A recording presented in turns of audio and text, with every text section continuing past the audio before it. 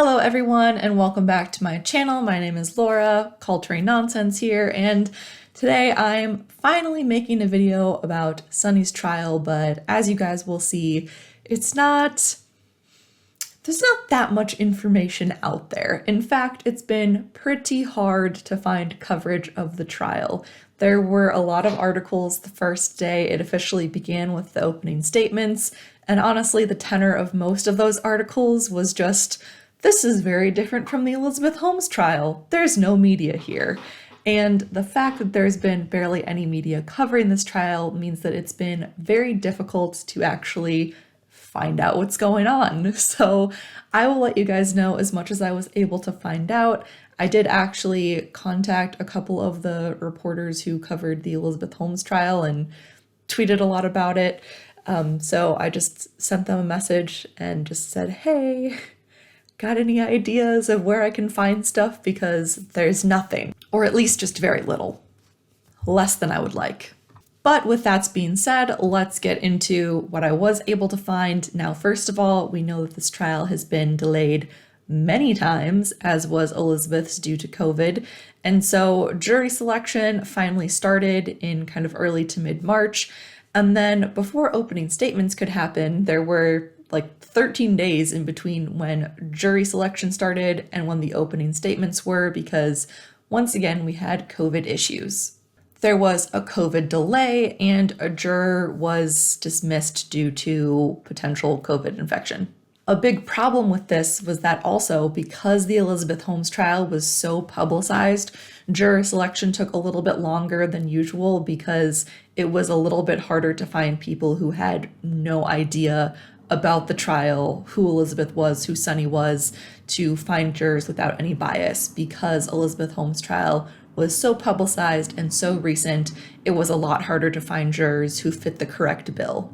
Additionally, Sunny's team also tried to dismiss the trial, kind of throwing a little, I guess, Hail Mary out there, seeing if they could get the charges dropped. He wanted a dismissal of the indictment because he claimed that the prosecutors were basically acting unethically and sabotaging the defense's case because they dropped millions of pages of discovery, and yes, millions of pages of discovery, like a couple weeks before the trial was supposed to start. And supposedly they had access to these documents for over a year.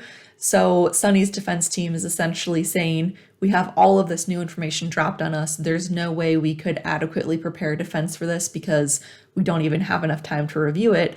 Whereas the government reviewed this for over a year and they're just plain dirty throwing this at us, last minute.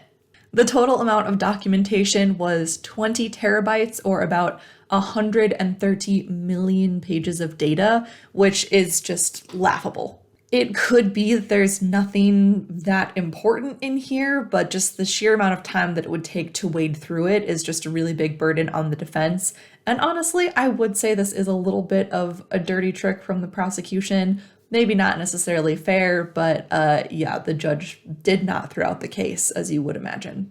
So this information is regarding Vishwanathan Shekhar Chandrasekaran, and I guess he was someone who was involved with LIS, which is the Laboratory Information Systems database, which was destroyed. Now, this is the database that had all of Theranos' information about patient data, and if you guys remember, there was a big hullabaloo about this because essentially Theranos handed over all of this encrypted data to the government, and then on their own end, because Theranos was shutting down, they destroyed their copy of the database. However, the correct key to decrypt the information for the government was never delivered to them, or there were two parts of the key and they didn't get one. So essentially this information was just lost because the original copy was destroyed and the government was never able to decrypt their copy. The interesting thing about this is that Sunny's defense team actually brought this up in opening arguments. Sunny's lawyer argued that individual patient testimony or tests are meaningless without analyzing Theranos' laboratory information system, which no longer exists. So he's essentially saying we shouldn't take into account these patient tests or anything like that because it's such a small sample of everything that Theranos provided. even if there were, these tests that were wrong, we don't have the full scope of the database, so we can't say for certain how statistically significant or meaningful these incorrect results are because we don't have, the broader scope of all of the tests that Theranos ran. There has been some speculation brought on as to, is it the government's fault that the database was lost? Is it Theranos' fault? And so mentioning this database has opened the door for potentially new avenues for the prosecution to go down. So we'll see if they hit any of that. We're expected to have about 13 weeks of testimony, which started, I think, March 23rd. Of course, a trial in the San Jose courthouse would not be complete without technical problems, and that's what happened pretty much as soon as opening statements were started, so there was a recess automatically on the first day, and we got through the opening statements with the prosecution rehashing a lot of the things that they talked about in Elizabeth Holmes's trial.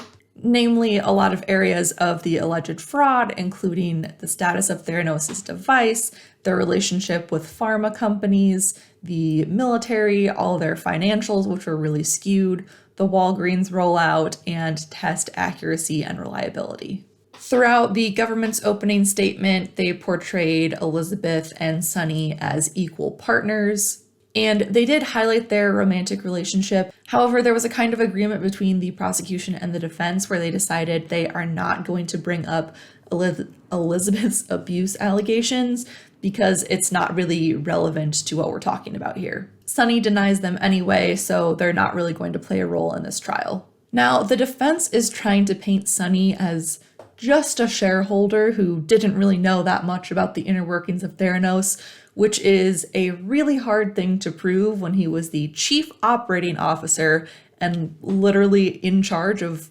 operations and was there day to day on the ground overseeing everything.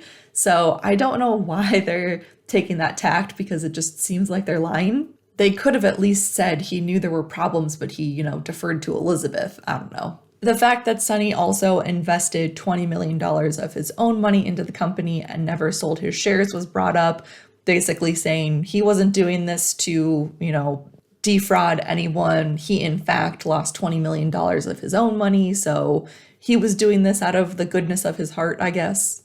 A lot of people who testified in Elizabeth's trial are also testifying in this trial, and I believe the first witness to take the stand was Erica Chung. She actually broke down on the stand at one point and got very emotional when she was talking about the toll all of the basically stalking took on her. The harassment that she experienced after she left Theranos when they thought that she was in contact with a reporter. She was followed. It was very scary and traumatic. And I'm sure now rehashing this for another time in a courtroom was just very emotionally taxing for her.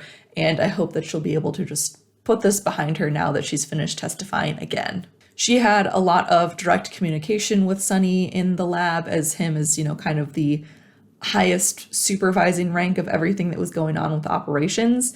And he was just not a great boss. He was very harsh, would yell all the time, was demeaning, and just not great to be around, and didn't want to hear any of the problems that anyone brought to him. We also heard from Theranos' old controller, Denise Yam, who talked about the money aspects of things, and I guess she said that Sonny pressured her to basically skew the financials. That is definitely not a good look for him. As well, we received some more text messages between Sonny and Elizabeth, some of which we haven't seen before in Elizabeth's trial. And I think it's going to be pretty hard for Sonny to prove that he had no idea what was going on when we have text messages such as, "I am responsible for everything at Theranos, and I am unhappy because my work sucks." And up until today, April 6th, that's kind of all I have for you guys. I'm very sorry this is pretty brief, but like I said, there's really not a lot of places reporting on this, post the start of the trial. So I'm going to try to find more information for you all and hopefully come out with another video shortly. I don't know, maybe in a week or two to see what else has progressed. Maybe sooner if there's more information that I find. Anyway, let me know what you think in the comments below, and I hope you guys all have a great day. I'll see you in my next one. Bye!